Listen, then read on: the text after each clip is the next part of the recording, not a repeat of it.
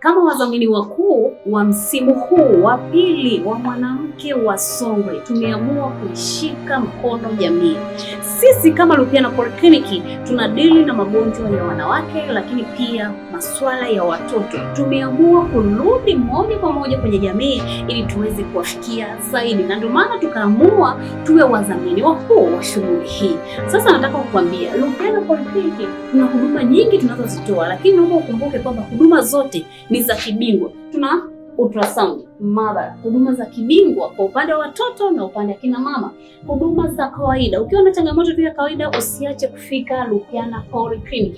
Lakini huduma za haraka pia zinapatikana hapa kwetu. Kwa shilingi 30,000 tu utatibiwa kwa haraka sana. Lakini ukiwa na bima shilingi 15,000, nataka niwakumbushe, mwaka huu 2026 tumeanza kutumia bima yetu pendwa kabisa NHIF.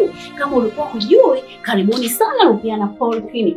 Wafuatao bima zao zina vifurushi vya fast track.